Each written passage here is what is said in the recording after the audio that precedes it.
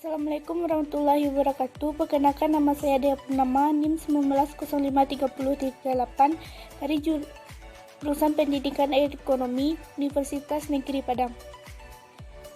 Di sini saya akan mempresentasikan pertanyaan-pertanyaan dari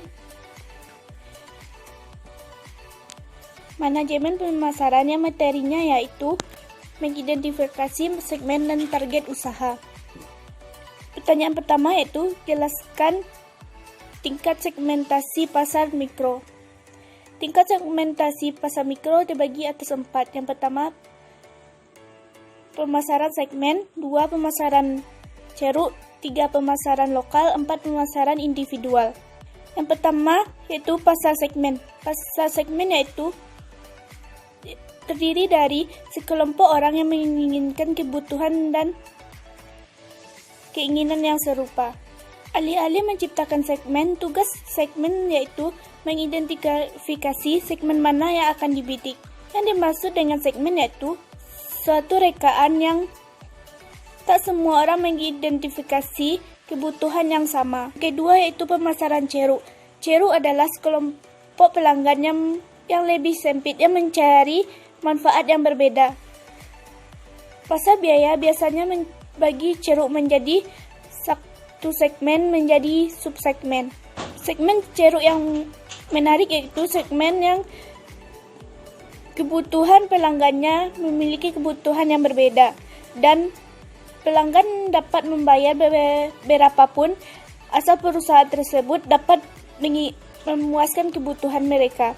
Selanjutnya yaitu pemasaran lokal. Pemasaran sasaran memunculkan program pemasaran yang disesuaikan khusus untuk kebutuhan dan keinginan kelompok pelanggan lokal di bidang perdagangan, lingkungan sekitar, bahkan perusahaan kecil. Pemasaran lokal mencerminkan tren yang sedang tumbuh disebut pemasaran akar rumput kegiatan dan semua secara pribadi relevan. Mungkin dengan pelanggan individu, orang yang menyukai pemasaran lokal melihat iklan nasional sebagai sesuatu yang percuma karena terlalu jauh dan gagal menghantarkan kebutuhan lokal. Orang yang menentang pemasaran lokal berpendapat bahwa pemasaran lokal meningkatkan biaya manufaktur dan pemasaran dengan mengurangi skala perekonomian, yaitu pemasaran individual. Sekarang pelanggan mulai mengambil inisiatif yang lebih individual dalam menentukan apa yang dibeli dan bagaimana caranya. Mereka masuk ke dalam internet dan mencari informasi dan evaluasi penawaran produk atau jasa, mengadakan dialog dengan pemasok, pengguna, dan kritikus produk. Dalam banyak kasus merancang produk yang mereka ingin. Pertanyaan yang kedua yaitu jelaskan dasar segmentasi pasar konsumen. Dasar segmentasi pasar konsumen terbagi atas 4 yaitu segmentasi geografis, kedua segmentasi demografis, yang ketiga segmentasi psikografis, yang keempat segmentasi perilaku. Pertama, segmentasi geografis. Segmentasi geografis memerlukan pembagian pasar menjadi berbagai unit geografis seperti negara bagian, wilayah kabupaten, kota, atau lingkungan sekitar. Pemasaran regional berarti pemasaran sehingga berkode pos tertentu.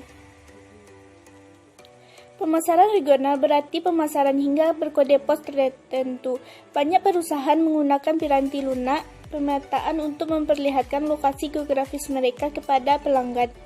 Beberapa pendekatan menggabungkan data demografis dengan data geografis untuk mendapatkan deskripsi yang jauh lebih kaya tentang pelanggan dan lingkungan sekitar.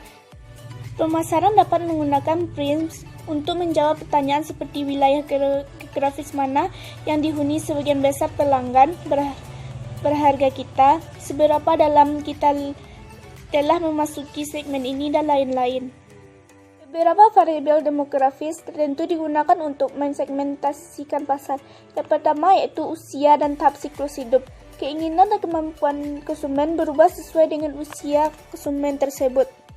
Tetapi usia dan siklus hidup bisa menjadi variabel yang rumit dalam beberapa kasus pasar sasaran produk. Mungkin berusia muda secara psikologis. Yang kedua, tahap kehidupan. Orang yang berada di bagian siklus hidup yang sama mungkin mempunyai tahap siklus yang berbeda. Tahap kehidupan mengidentifikasikan perhatian utama seseorang. Tahap kehidupan ini mempresentasikan peluang bagi pemasar yang dapat membantu masyarakat mengetahui masalah utama mereka.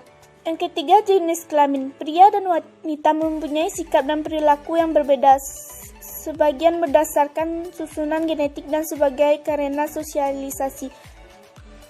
Wanita cenderung lebih berpikir komunikasi dan pria cenderung lebih ekspresif dan diarahkan oleh tujuan. Wanita cenderung memperhatikan lingkungan baru. Pria cenderung fokus dengan bagian lingkungan yang membantu mereka mencapai tujuan mereka.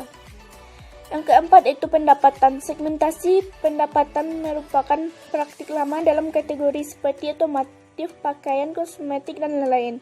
Meskipun demikian, pendapatan tidak selalu memprediksi pelanggan terbaik untuk produk tertentu.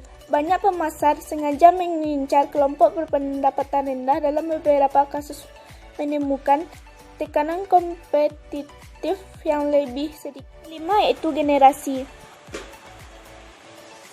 Generasi sangat dipengaruhi oleh pertumbuhan mereka. Meskipun kita dapat membuat perbedaan-perbedaan di antara mereka, tetapi perbedaan tersebut di antara generasi saling mempengaruhi. Yang keenam yaitu kelas sosial. Banyak para pemasar mencari konsumen berdasarkan kelas-kelas sosial. Meskipun demikian, kelas-kelas sosial berubah setiap tahunnya.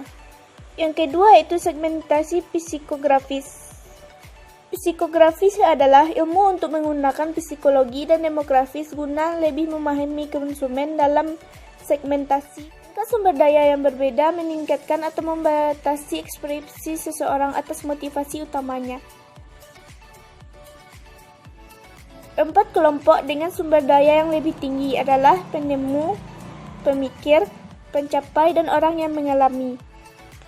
4 kelompok dengan sumber daya rendah adalah penganut, pekerja keras, pembuat, dan bertahan hidup. Yang ketiga yaitu segmentasi perilaku. Terbagi atas beberapa. Yang pertama yaitu peran keputusan, yaitu orang yang memainkan 5 peran dalam keputusan pembelian, yaitu pencetus, influencer, pengambil keputusan, pembeli, dan pengguna. Yang ketiga segmen perilaku. Terbagi atas beberapa yaitu pertama peran keputusan. Orang memainkan 5 peran dalam keputusan pembelian, yaitu pencetus, influencer, pengambil keputusan, pembeli, dan pengguna. Yang kedua yaitu variabel kejadian. Banyak pemasar meyakini variabel perilaku seperti kejadian, manfaat, status pengguna, tingkat penggunaan, tahap persiapan pembeli, status loyalitas, dan sikap adalah titik awal terbaik untuk membangun segmen pasar. Pertanyaan yang ketiga yaitu jelaskan kriteria segmentasi efektif. Jawabannya yaitu yang pertama, ukuran daya beli dan karakteristik segmen dapat diukur. Pertanyaan yang ketiga yaitu jelaskan kriteria segmentasi efektif. Jawabannya yaitu yang pertama, ukuran daya beli dan karakteristik segmen dapat diukur. Yang kedua, substansial. Segmen cukup besar dan menguntungkan untuk dilayani. Yang ketiga yaitu dapat diakses. Segmen dapat dijangkau dan dilayani secara efektif. Yang keempat yaitu dapat diferensiasi. Segmen dapat dibedakan secara konseptual dan mempunyai respon yang berbeda terhadap elemen dan program bauran pemasaran yang berbeda. Yang kelima yaitu dapat ditindaklanjuti. Program yang efektif dapat diformulasikan untuk menarik dan melayani segmen. Pertanyaan yang keempat yaitu jelaskan evaluasi dan memilih segmen pasar. Jawabannya yaitu 5 pola pemilihan pasar sasaran. Yang pertama, konsentrasi segmen tunggal. Melalui pemasaran terkonsentrasi, perusahaan mendapatkan pengetahuan yang kuat tentang kebutuhan segmentasi kehadiran di pasar akan kuat. Selain itu, perusahaan menikmati dan operasi melalui spesialisasi produksi, distribusi, dan promosinya.